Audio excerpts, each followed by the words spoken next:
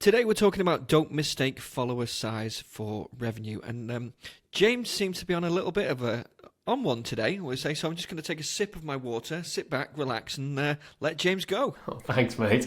I appreciate it. This is the difference when I'm now feeling better again and like catching up from 2 weeks of doing nothing almost and dying from on my bed with man flu, basically.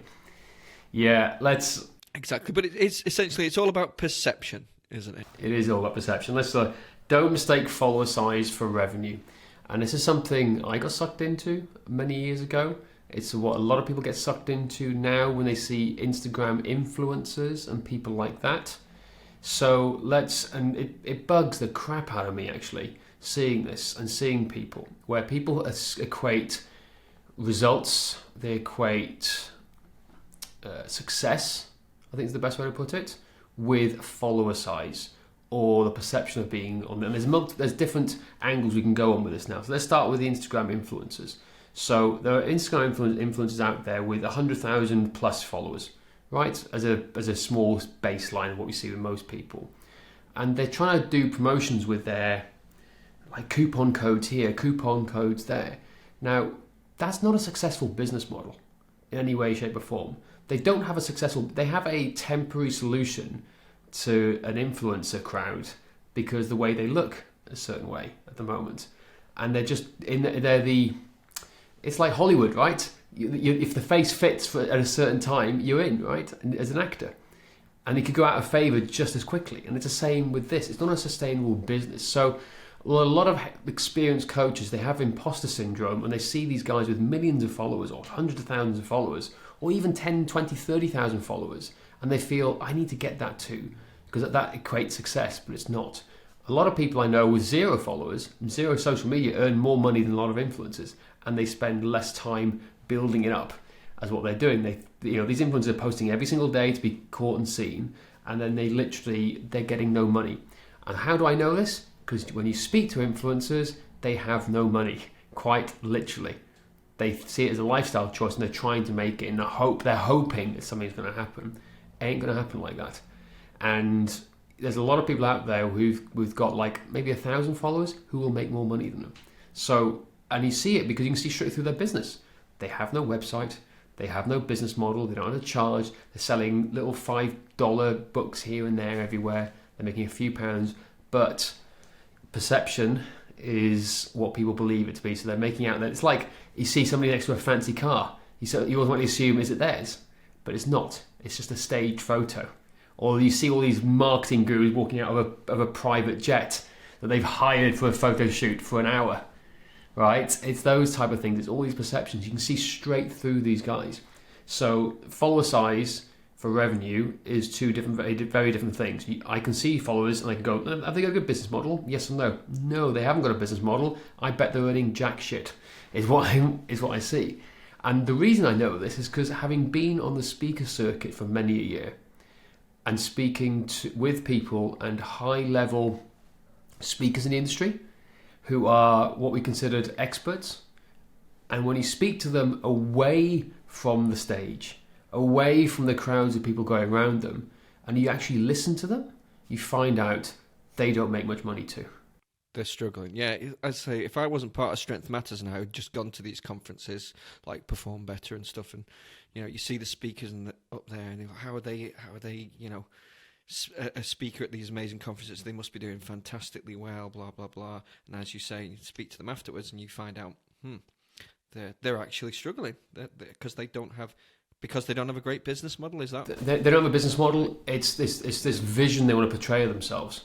And I've had some great times with these guys, but it's important to understand, do you see this?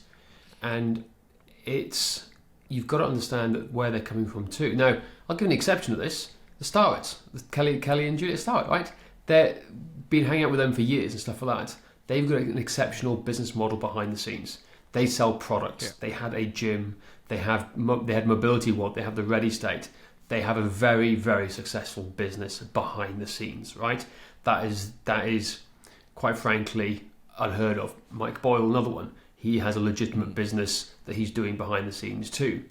A lot of other speakers do not, and I'm sadly I'm going to call him out a little bit here, But you speak to them, you hear their troubles. You speak to them at dinner tables. Hey, how do you get clients, James? I'm struggling to get clients at the moment. So what are you doing here? Well, it's just trying to portray my image. But being on the speaking circuit and speaking does not equate money. Because if you're trying to sell a $5 book, what product have you got to sell to them afterwards? It's very, very different to what you're trying to do here. So again, it's not just influencers and follower sizes and seeing these speakers at the events and seeing what they're doing. Like there's one in particular we met this year, Josh, that I'll hold back. You're debating whether to say his name right now. No, I'm not going to say his name. However, absolute massive #dickhead, and I'll just say that, like really, really famous in the world of fitness, and no business, literally business. He was wearing like clothes that looked like from a charity shop, and we know that. It was just sounds awful, but like he was terrible. He's awful, but he had no business. Irrespective of what he's like as a person, he is very much he had no business model, zero business model based on it. It was just influencers. Too much, maybe. Andrew, do you want to come in on this? I think this is an important point. Yeah, I was going to say it's an important point to make here, because listeners hearing this potentially for the first time and coming to the realization that this is absolutely true, what we're outlining here, it hopefully will explode the imposter syndrome, because I've had that, and I know many of others have had it as well, where you see these people up on stage, or you see that they've got thousands, hundreds of thousands at times followers, and it stops you from taking action because you think, I'm not at that level. And so hearing this today, I think, can help obliterate that imposter syndrome if somebody's got it. And if you have got that and it's holding you back, well, just take that first step. Listen to what James and Josh have said here, and just take that first step in action. Move forward, make sure you've got the right foundations in place, and you'll be leaps ahead of these perceived influencers moving forward. Well, I say it's not like you can't learn from these people. You absolutely can. They're very intelligent, very good at what they do. It's just don't follow their business model. Basically, have a good business model in place. And we can share that mistake from our background. So if I go back 10 years, I was like hooked into the idea of, I want to be on the speaking circuit. I want to be up on stage doing these presentations and talking to people. And it was an ambition of mine. However, I didn't have a solid business model behind me first. I was doing the same mistakes that these guys were making. And this is why I can see it so clearly.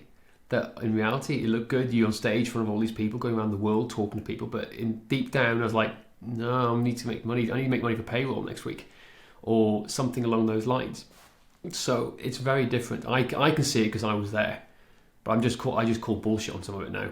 And you can have that conversation, or I listen to things from people and going, yeah, that's not. I don't believe you, because I know the fact of what you're saying to me are, and I know it for a fact because I've sat at the dinner table where I've had people as presenters speak to me saying, hey James, I'm struggling to get clients. How do you get clients? That's Josh, you can back me up on this. Like, it's problem as all trainers face, whether you're a speaker or just someone working out of your garage. Exactly.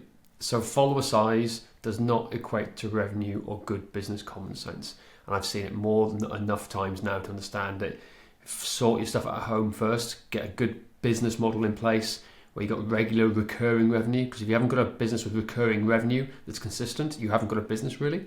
And if you've got that, then you can start to develop this social media presence. Then go for the presence of people who know and trust you and like you. So it's, don't build an audience first, go massive with they're not buyers. You want to build a good audience with a good business model at the ground foundations of all this first. Is it back to talking about dominating your local area first? Forget about the rest of the world.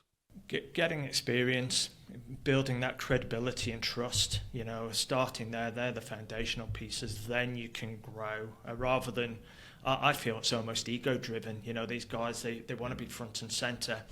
They want to be the hero of the story, whereas, as we know, it's our clients that are the heroes, we're the guides.